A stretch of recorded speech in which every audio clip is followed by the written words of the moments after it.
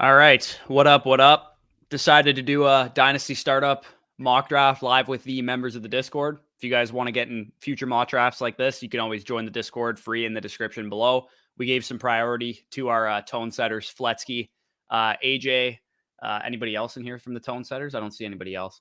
I think it's just I don't Fletsky and believe AJ so far.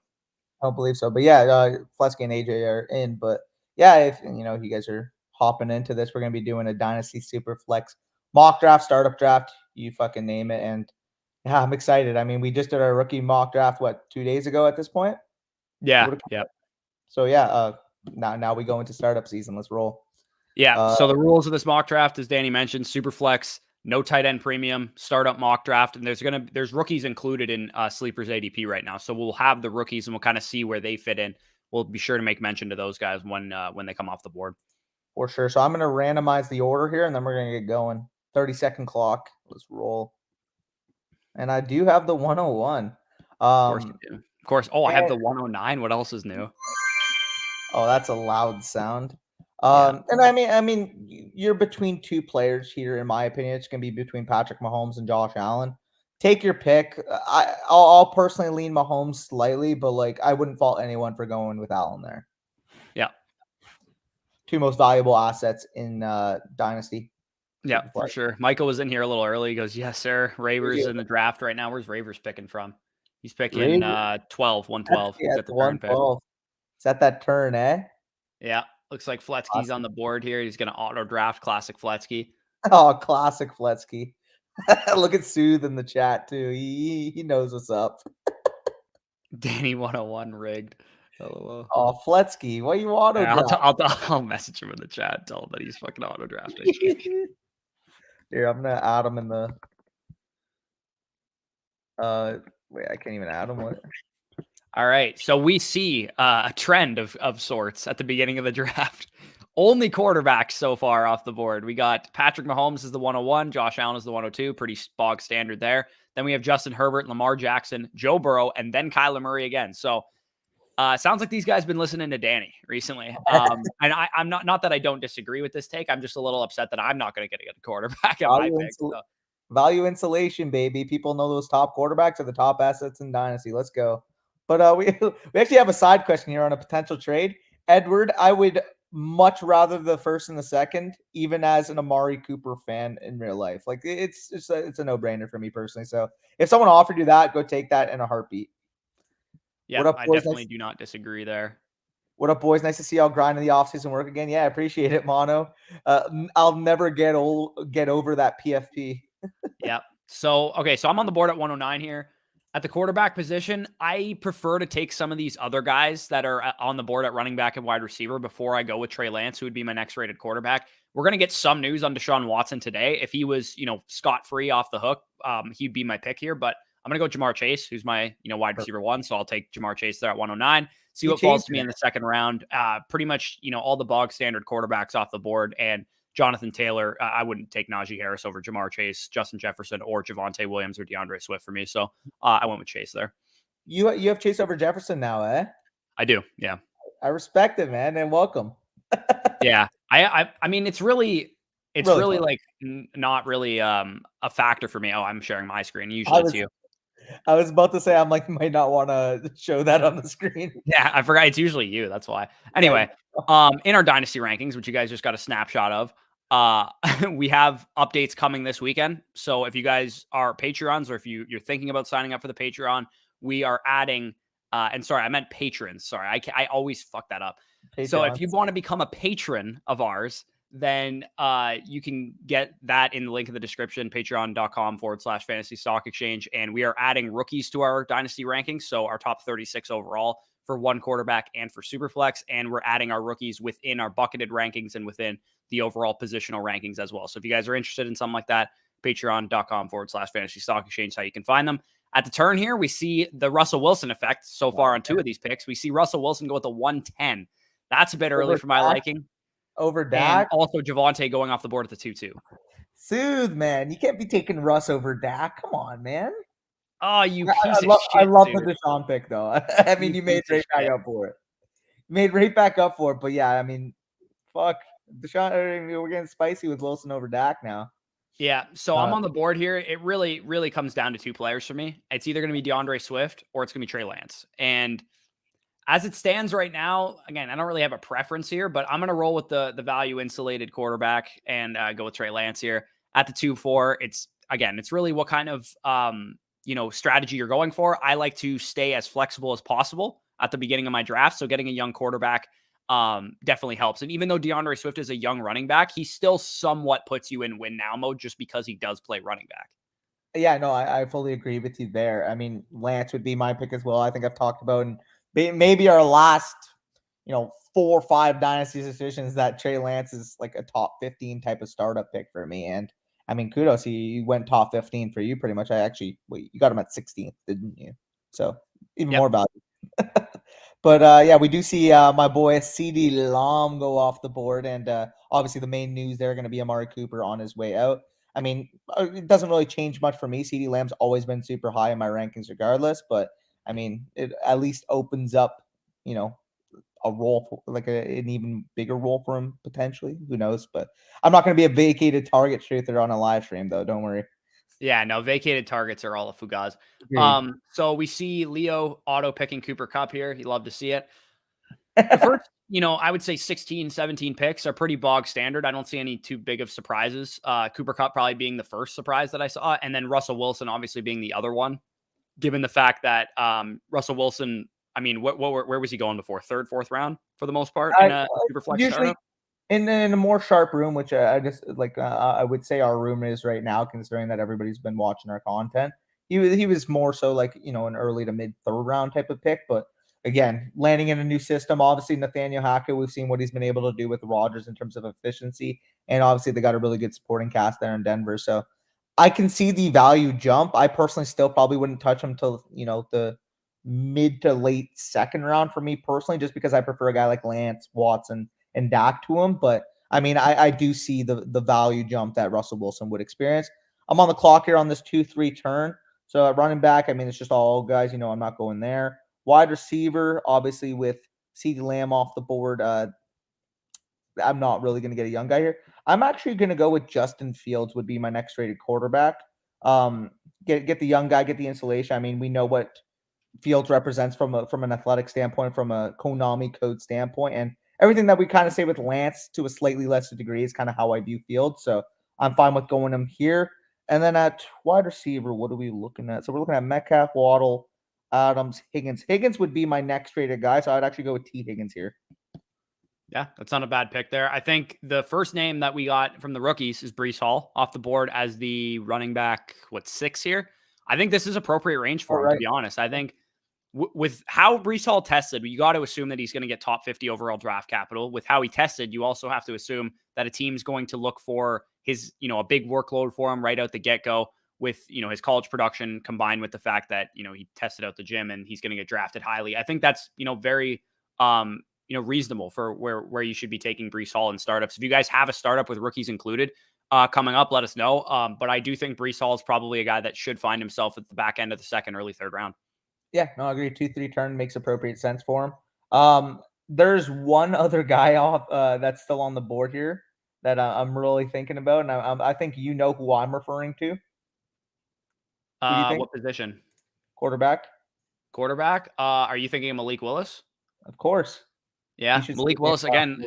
With along with Brees Hall, you got to imagine these guys should be going near each other in relative startup value because both of them, I would say, are the consensus 101 and 102. I've already kind of talked about my adoration for Sam Howell, but at this point, I can't rank Malik Willis or him over Malik Willis until I see where Sam Howell gets drafted. So with Malik Willis, you got to imagine this tier is where I have him ranked. Spoiler alert, in my bucketed rankings with rookies that I've updated the past couple days. I have him within the same tier as Trevor Lawrence, as Justin Fields, and then we see Malik Willis go off the board right before I was about to pick him. But the other guy I have him around is who I'm probably going to pick, in Jalen Hurts. I just want to make sure I don't have anybody else around this range that I want to go for. Yeah. So if you guys saw the video yesterday, you know that I'm not really in on taking some of these running backs that pigeonhole you into competing. I'm not going to be going in that direction. I'm going to take, again, Jalen Hurts. We don't know exactly what his job security is long term, but he showed enough as a fantasy quarterback to me that if he's able to make improvements, and I think they're going to build around him this offseason with 3 first-round picks, number of other pieces that they're going to add around him. And if he can take any kind of step as a passer next year, I mean, he was the QB1 before he got injured. So he's going to be another, top 8 fantasy quarterback at minimum. And I'm okay with that. It does pigeonhole me a little bit to trying to compete right now, but I still think Jalen Hurts is going to have a lot of trade value going into next year. Yeah, no, for sure. And again, the reason why Malik Willis is going here is we've seen the effects of guys like Jalen Hurts, the value effect of a Fields and a Lance. He's fully a top 36 pick at minimum. And again, if he gets a really good landing spot, talking about Malik Willis, I can see him working his way maybe onto that fringe 2-3 type of turn area if he lands, second overall to the Lions or a team trades up for him like the Steelers. Like I could see his value rising to that level. For sure. Let's Let's get go through some comments here. We got Najee over Chase. Interesting. Yeah, I do think that is an interesting pick there. QBs after Stafford really dry up, so I like it. Yeah, not bad. JJ and Pitts to start with Ravers team. I do really love that start. I think the end of the first round is a great spot to pick. He went with Aaron Rodgers as his third pick. Again, I probably wouldn't have went in that direction because you have 2 young pieces, but you can always, make adjustments on the fly as well. Brock says this 6 point per passing touchdown. I mean, we didn't specify, so probably not. Yeah, I just typical 4 point, I would say, but yeah, I mean, looking at the quarterbacks, you guys are seeing in a sharp room, they dry up really, really quickly. In the top 36, what is that like? Almost 20 of them gone. I'm not counting, but 15. Oh, you piece of crap, Ronnie. Well, how many quarterbacks are gone right now? Like 15? On the board right now, we see quite a bit of quarterbacks off the board.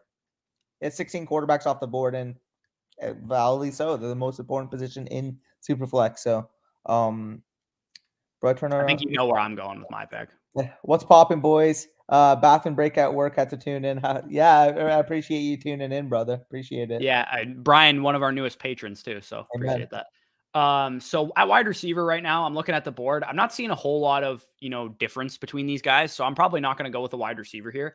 I do see a huge difference, however, at running back. And, my firstborn child, J.K. Dobbins, I have to go with him because where I have J.K. Dobbins ranked is in the same range as Breece Hall and Antonio Gibson. So I have him ranked among those guys. So I'm going to go with Dobbins. I currently have Dobbins as my foundational running back 5 behind a tier of Javonte Williams, DeAndre Swift, and Najee Harris. I actually have him rated above Breece Hall and above Antonio Gibson, who both are off the board already. Yeah, and I mean, I agree. I have him as my 6 right now. I actually have Hall slightly above him just because the expected draft capital, the age there. I mean, you're picking hairs between them, in my opinion. So getting Dobbins there is probably by far the best running back left on the board here. So I do like that. Yeah, we do see Spiller go off the board still quite early, despite the fact that, his stock is down, relatively speaking, to what it was a couple weeks ago. Again, I still think people are there's going to be like a 2-week period. If you can buy rookie picks that are like 106 to 108 or something, and you're having your rookie draft before March 22nd, which is Isaiah Spiller's pro day, then Isaiah Spiller is going to be in that range of drafts that you can get him 106 to 110 kind of range. But once he actually has his pro day, I think he's going to move back up to where he should be going, which is like firmly the 104 to 106 range versus, he's going to fall to like 110 in some drafts because people are just going to, take other guys ahead of him because he's kind of out of sight, out of mind. Yep. No, I fully agree. So I go back on the turn here with Elijah Moore and Deontay Johnson. Deontay Johnson's still 25 years old, still fits my window. Again, like when I want to compete, he's still going to be in his prime. So I don't mind, quote unquote, reaching for that 25-year-old. But and then pairing him up with Elijah Moore, 21 years old. You guys know our thoughts on him.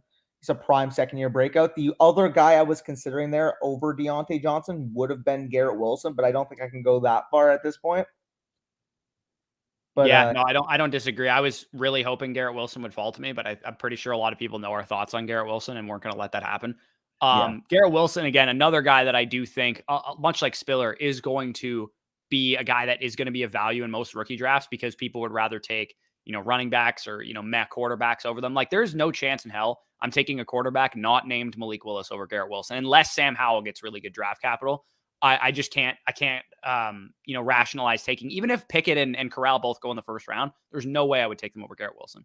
Yep. No, I agree there. So, I mean, pretty bog standard board thus far. Still a lot of really, really talented, really top end wide receivers left too, which I love to see. Yeah. And I'm looking at my wide receiver rankings just on my other screen here. as of right now, I did see a tier break after Garrett Wilson went off the board. In terms of my foundational wide receivers, which is, typically the range that I'm staying to right now because I've built a very young team. So I'm looking, more towards my foundational type of players. I'm just looking around the board. Devontae Smith is my next rated wide receiver, but he's in kind of the next tier down. So I'm going to see if there's any running backs that I can go towards that are in a tier above where I have, Devontae Smith here. Travis Etienne is also a tier break for me at my next running back. So I'm actually going to go with, do I want to get spicy here? I'm going to get spicy. I'm going to take Sam Howell. Everybody knows I like Sam Howell. I'm going to take him as my QB3. I don't know where he's going to get drafted, but if he does get drafted in the first round, I can say for certain I would take him over Mac Jones. I would say for certain I can take him over Tua Tagovailoa. Where I currently have him ranked among my foundational quarterbacks is right ahead of those guys. I have Malik Willis as my quarterback 8 in my foundational rankings, and then I have Sam Howell as my quarterback 9, then Tua, then Mac Jones, then Kenny Pickett, then Matt Corral. Yeah, no, I would have taken Howell if he somehow fell back to me. So I do think that is a good pick, as we do see Travis Etienne work his way off the board right after you take Howell. So as you mentioned, I mean, Etienne's going to be a very good value in a lot of more casual circles. Glad to see that a lot of sharps in this room know to not let this guy fall past the 5th round, because at the end of the day here, we preach it, man. You don't want those running backs that are 26 and over. You don't want those running Bronny backs. just got auto-picked one of them. Oh, man. Oh, pain.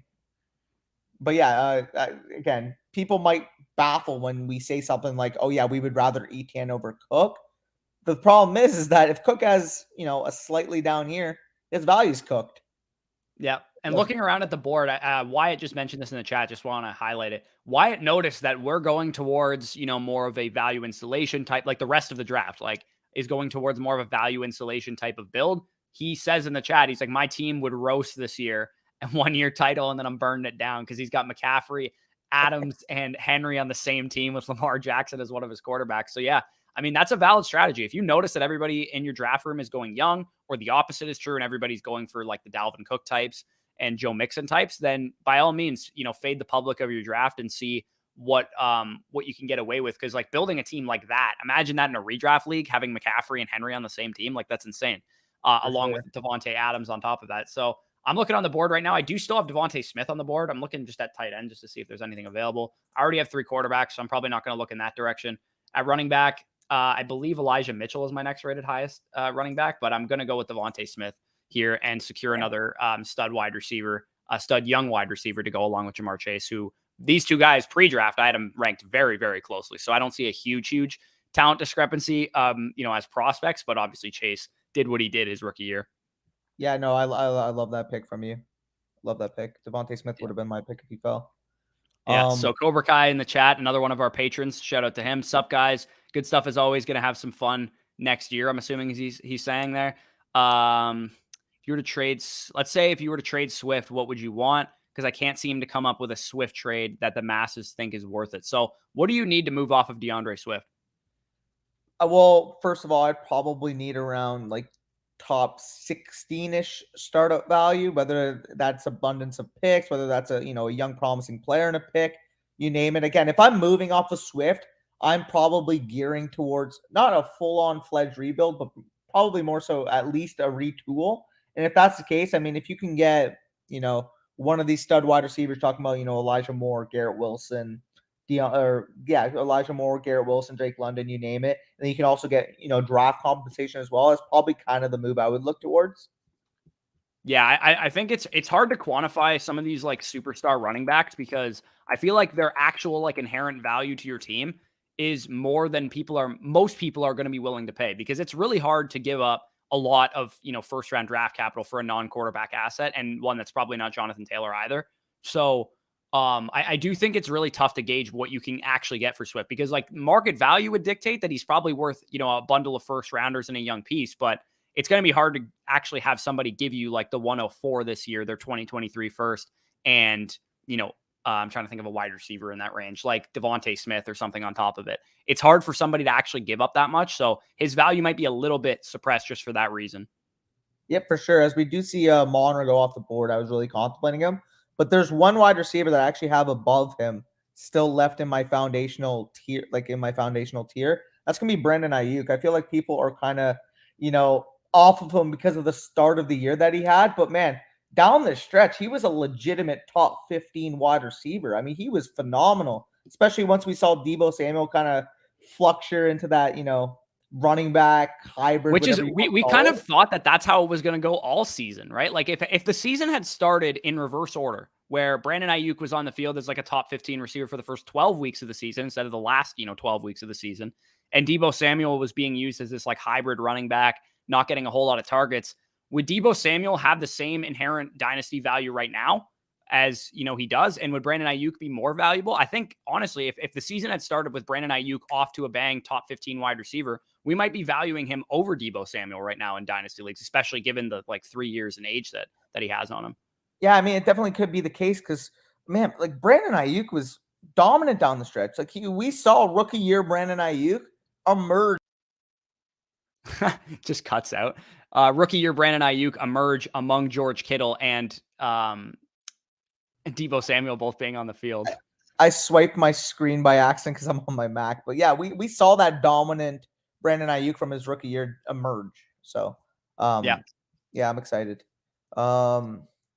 So I would say pretty good value on those. You got Kenny Pickett as your 7-1 there. I think that's pretty good value on a guaranteed first round quarterback, because honestly, I don't see a huge difference between Mac Jones at 6'2", Kenny Pickett at 7-1. And I think that's, relatively big difference in terms of, overall startup value there.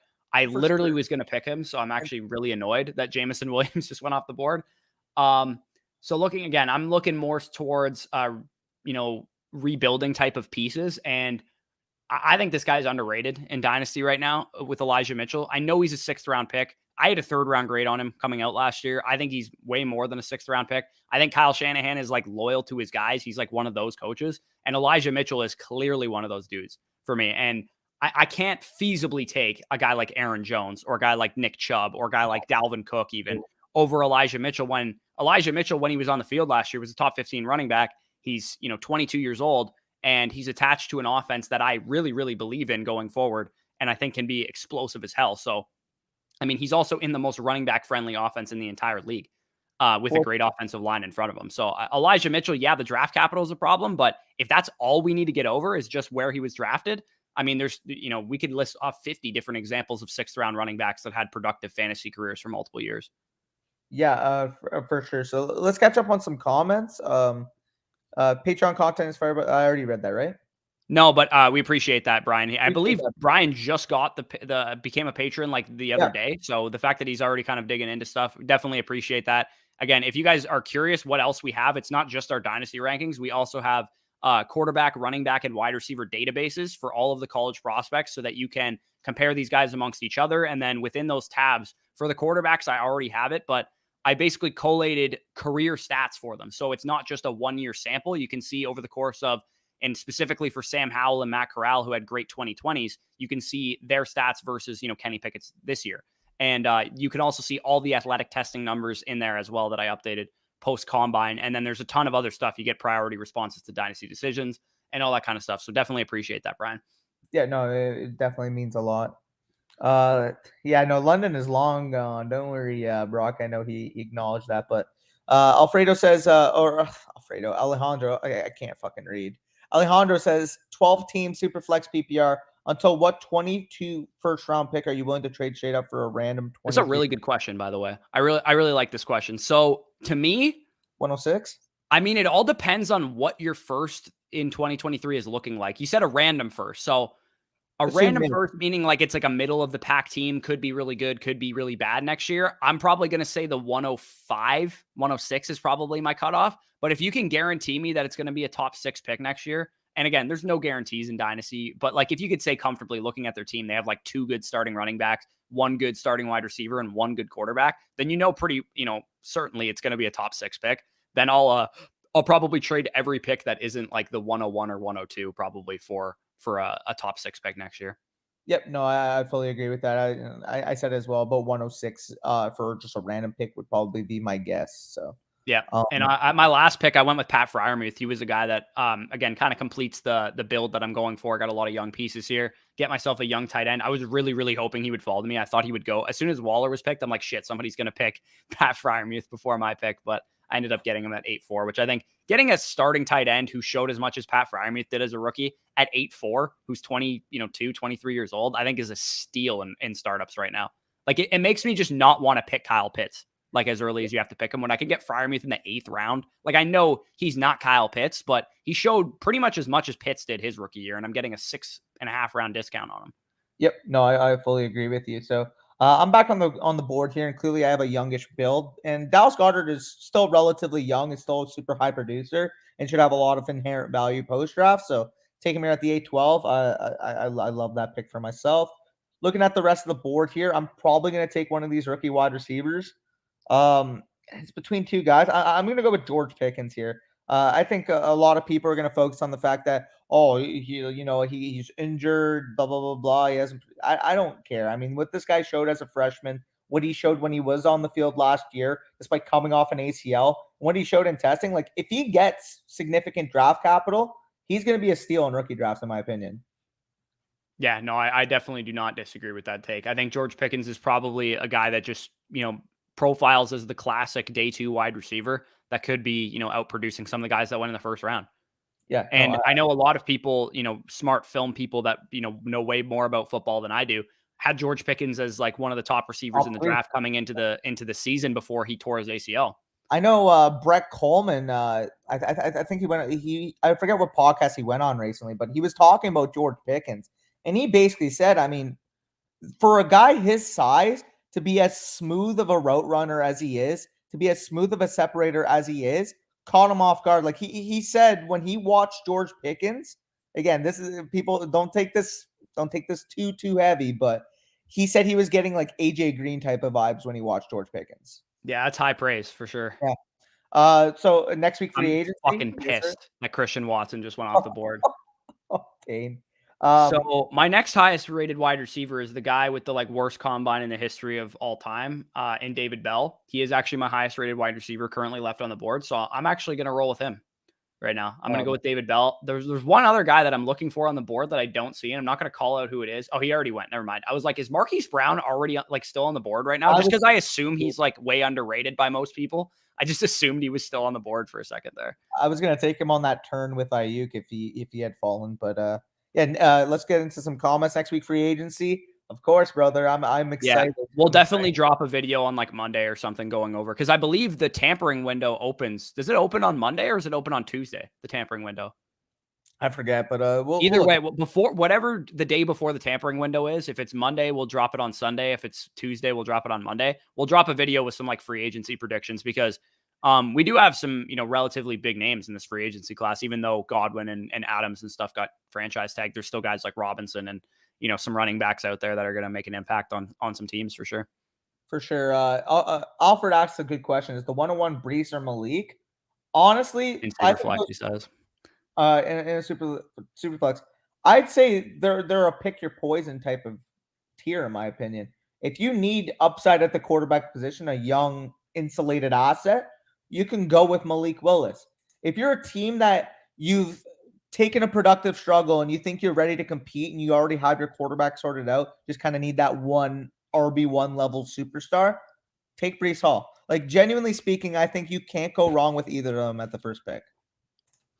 Yeah, I do think it is really dependent on if you're looking to compete right away and you just stumbled into the 101, or if you're just clean slate, productive struggle, like you said, you just take the insulated asset and the quarterback. But it really all depends on your team. Either one is worthy of that pick. I do think all three of the receivers are worthy of that pick for what it's worth as well, but you probably don't have to take them there. If you wanted to pick a receiver instead of either one of those players, I would suggest trying to trade down to 103, 104, pick up an extra, second rounder next year or a piece on top of it.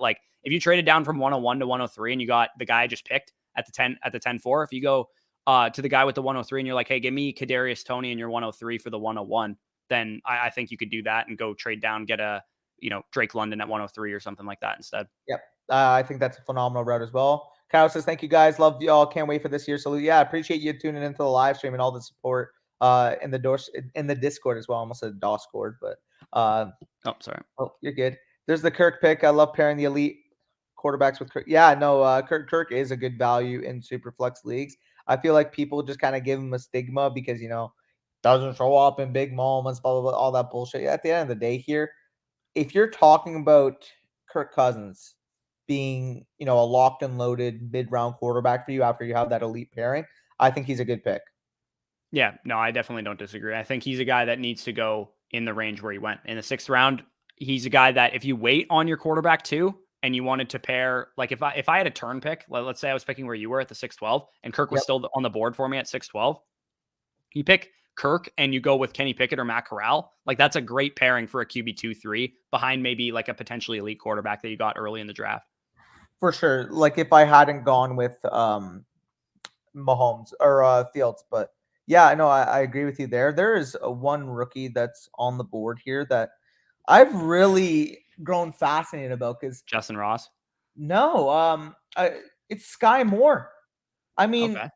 his analytical profile is there, and every film guy I talk to and hear from have this guy as a top 6 or 7 wide receiver in the class, and then he goes out at the combine and just absolutely blows it up. So I feel like Sky Moore after the draft is going to be one of the biggest risers if he finds the top 40 type of draft capital that he could realistically see. So getting him here at the 10th round, 10, 12, I'll take that all day. But looking at my next pick right now, oh my God, I have 4 seconds. I just took that in. Oh, fuck.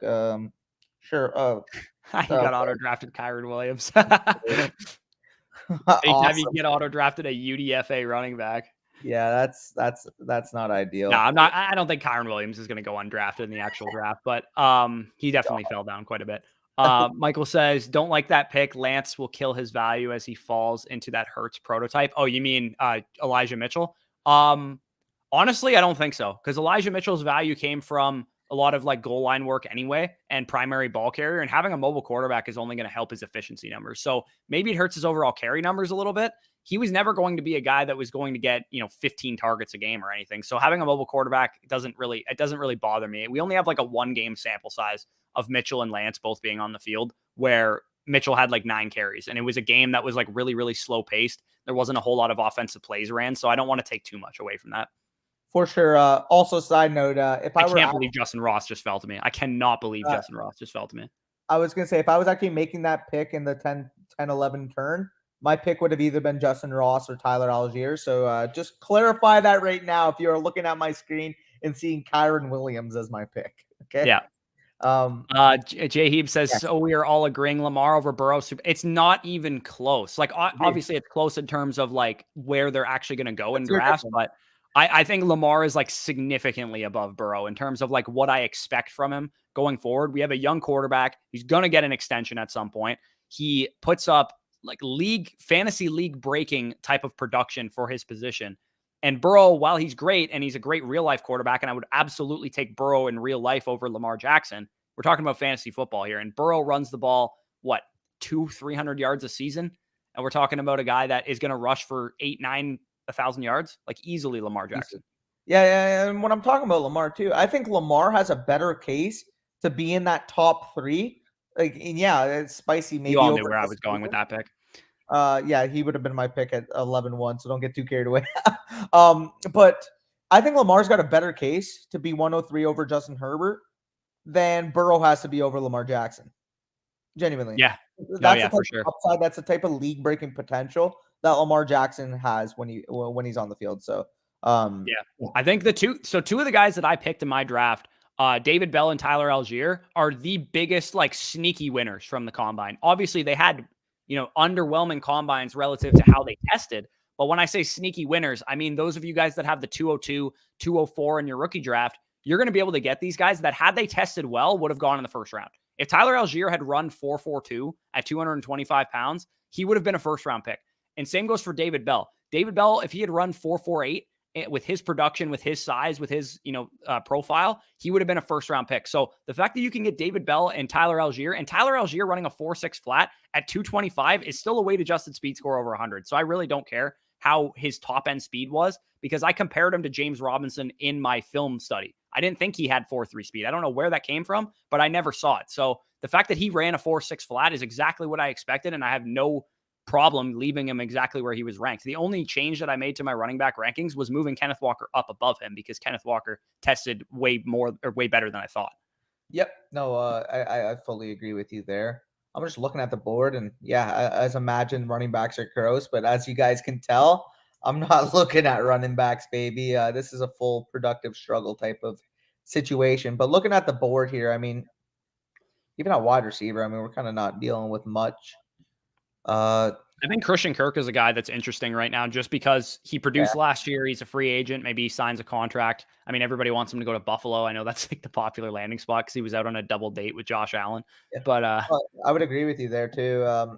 Christian Kirk would probably be my next guy given my type of build. So overall, we'll look at this draft. Let's get into some comments though, catch up a little bit, and then we'll look at the draft. And if you're down, if you have time, maybe we can do another one. Who knows? yeah, I like to keep the stream short just so people can Of course, rewatch it, ideally. But so Jay Heap says keeper league, pick 3, draft position doesn't matter. Chase, Lamar, Rogers, Javonte Williams, CMC, 10-team Superflex PPR. So draft position doesn't matter. I'm taking CMC, Javonte Williams, and Jamar Chase. yeah. Superflex, Lamar. Oh, sorry, yeah, Superflex. Yeah, and it is a keeper league too. I just read like redraft for some reason. I would in a Are you Superflex, still keeping CMC even though it's a keeper league and it's a Superflex? Chase, Lamar, CMC would be my picks. Really, you would take CMC over Javonte Williams in a keeper league? A keeper league, yeah.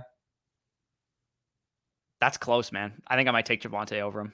That's Because really it's like close. a pseudo dynasty league, right? It's not like completely redraft. It's not completely dynasty. Like I think I probably would take Javonte Williams over CMC in like a multi-year keeper league.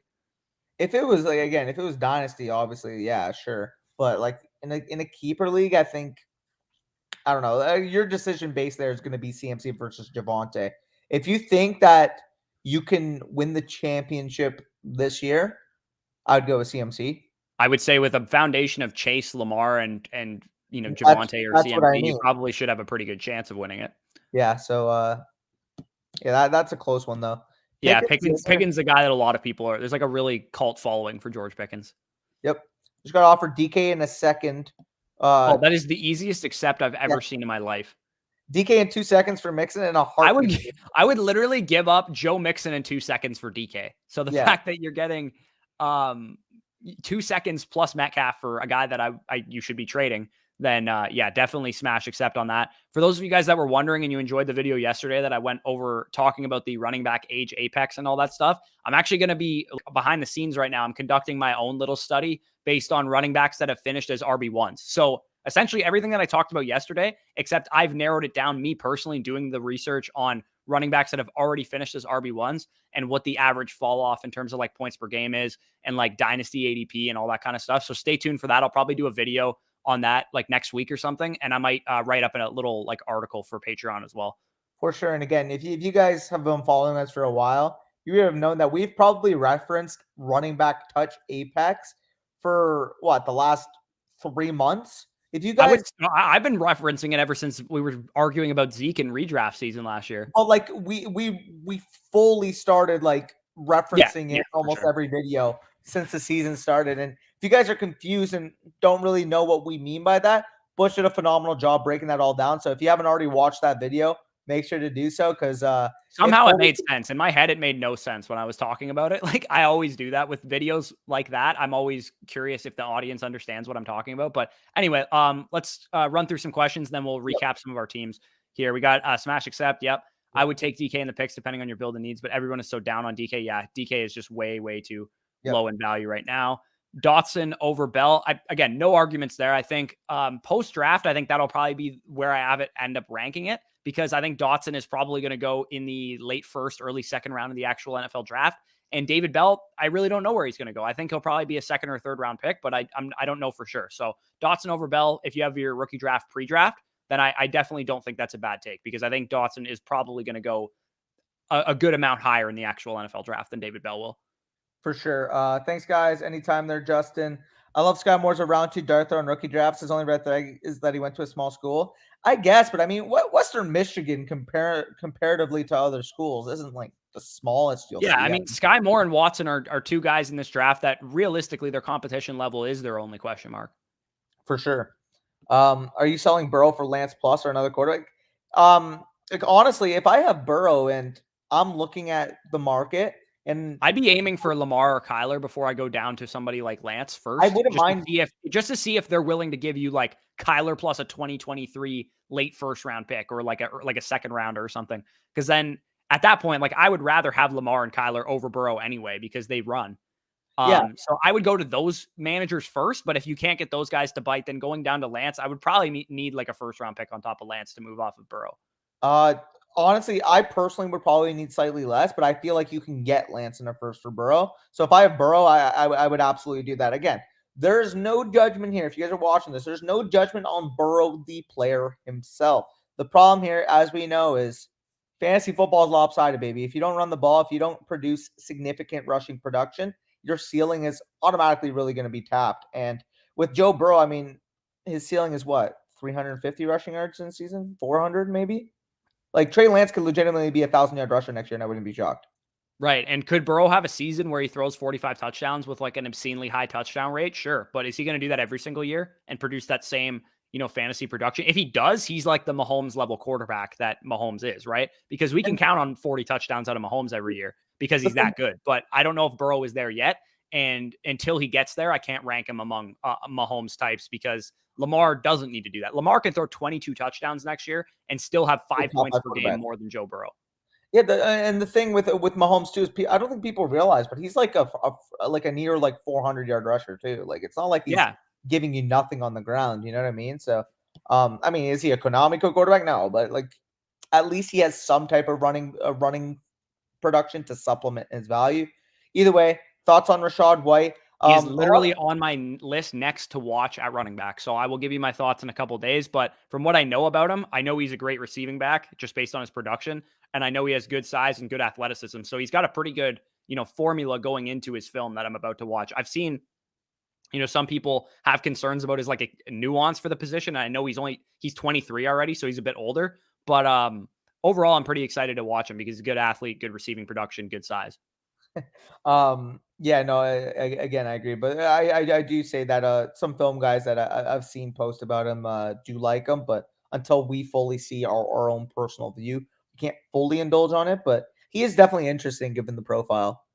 If you're letting CMC go of CMC, what is your price tag? It's tough because if it fully depends on your league market. Because honestly, in a more casual league, I'm more inclined to hold. I'm more inclined to that's what hold I'm saying. CMC just because Um, I don't think you're going to get his value. And if you're rebuilding and you're looking to sell CMC because you're not going to use him, I would highly suggest waiting until the season starts to sell him. Yes. Okay. Yeah. No, I agree with you there. Uh, Knicks had just noticed Danny didn't draft a running back at all in the mock. I mean, technically, it would have been Algier, but yeah, I mean, I'm going full productive struggle, and Brock just talks about it here. Bijan time for Danny. Yeah.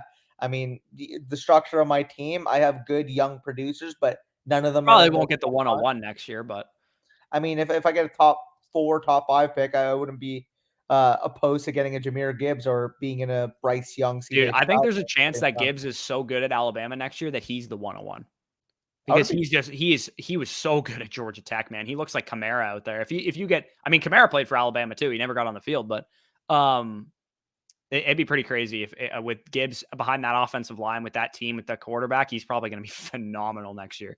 Anyways, we'll quickly recap our teams. As you guys can see here, I got Jamar Chase, Trey Lance, Jalen Hurts, J.K. Dobbins off the rip. I'm immediately going into a mode where, like, could I have pivoted from Dobbins and gone with some more win now pieces from beyond that point? For sure. But I actually did like the value of all the young pieces that were still on the board with each of my picks. If I didn't go with Howell here, I could have went with Travis Etienne. If I didn't go with Devontae Smith here, I could have went with a guy like Marquise Brown or Amon-Ra St. Brown or Brandon Ayuk. So I really did like the value acquisition that I got here. I could have definitely gone more win now if I wanted to, but I wasn't, going to force anything. I was in a position where I had a lot of flexibility, and this team could be competitive this year, but I think it'll be probably a lot more competitive going into 2023, 2024.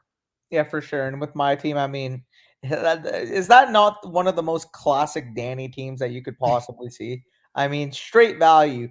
Mahomes Fields wrapping it up on that first overall I'm pick. a little wary of taking Fields as high as you took him, if I'm being honest. I would rather take him where Lawrence went, in like middle of the third round, because I'm not certain that Fields is going to be a great quarterback. And not that you necessarily need to be if you're going to be a rushing quarterback, but you also need to be able to hold your job down. And I didn't see a ton out of Justin Fields. I saw enough, but I didn't see a ton out of him his rookie season. And Trevor Lawrence was a good enough prospect that I'm a little bit more willing to forgive some of the stuff I saw out of him his rookie year. But Justin Fields, I'm a little bit more concerned to the point that I wouldn't take him in the second round, but I would take him, mid third, late third. I mean, with Justin Fields, it's pretty simple to me. I mean, we've made the case all along. As long as he shows some type of improvement this year as a passer, and he still has that elite rushing floor, he's gonna either keep his value or raise in value, in my opinion. So getting him there, I mean, yeah, like it might look early on the surface right now, but genuinely speaking, once we're in the season, he's gonna be worth post draft regardless, because that's what quarterbacks do. Right, but I could see a world where Justin Fields has a bit of a, a up and down second season, and he's looked at similar to the way Jalen Hurts is looked at, where we don't really know what his job security is going forward, but for the time being, he's a great rushing quarterback. For sure. And again, like the way I look at it too, Try just kind of said it as well. For me, if I don't take Fields there, what am I looking back on that? Yeah, no, that is definitely a fair assessment, because you're looking at, who would have been on the board? Zach Howell? Wilson for you? No, not even, actually. Howell would have been the next buy. Would have been the next guy. So it would have been Howell as the next guy, or, Tua or Mac Jones or something. And that's, obviously a pretty big downtick. I actually really do like picking around in the middle of the round for most of these drafts. I think probably where like Team 4, Metzger and Leo LeBron picks are probably the better spots, because you get one of the elite quarterbacks, plus you get, the chance to grab like Watson or Trey Lance in the second round. But I genuinely think the best spot to pick this year is the 109 in a third round reversal. Sorry, would be the 109. Obviously, in a regular draft, I'm picking as early as possible because I'm just going to trade down in general. Like, for instance, you see my team has Patrick Mahomes right there. If I'm in a real startup, I'm not taking Patrick Mahomes. I'm trading down because I know his value. Really, see, because I'm always looking to trade down too. I am more likely to spend my first round pick though, because I think everybody gets off as soon as you start a dynasty startup. Everyone's like, "Oh, my pick's on the board, and it's like way too hectic, and nobody will give you the actual value over replacement that Mahomes versus the later quarterbacks you're going to be trading off of are worth. So to me, I'd rather take the elite quarterback and then come my second and third round pick, then try and trade down. Personally, that's just what I've found. Well, if you're telling me right now I can trade off of Mahomes onto Kyler Murray and get a 2023 first, which is realistically a trade you can make in most startups, I'm doing that every time. Yeah, no, for sure. It all depends on, who you're drafting with and stuff. If you don't get a QB at the 2-3 turn, then you're basically just hoping to get Kirk. Yeah. For sure. So can't be a Danny team without IU. Yeah. For sure. So we'll wrap this video up just to make sure it's, digestible for people watching after the fact. If you are watching after the fact and you want to be involved in this, again, turn the notifications on. We actually never say that. So if you guys don't have notifications on for us, make sure you turn them on, because for our YouTube algorithm, the sooner you guys can watch our videos, the better it is for us. So as soon as you can watch them, we definitely appreciate that. And if you haven't already done so, please like the stream, like the video, comment any of your thoughts down below after the stream is over as well. And go check out the video I did yesterday about the running back AJ Pex, the video we did on Monday about the, Superflex rookie mock, where we talked more in depth about these rookies. And stay tuned for all the other stuff that we got coming. Like I said, Dynasty Rankings Manifesto fully updated probably by tomorrow. So if you haven't already checked out our Patreon, link is in the description for that. Peace out, guys. We'll talk to you soon.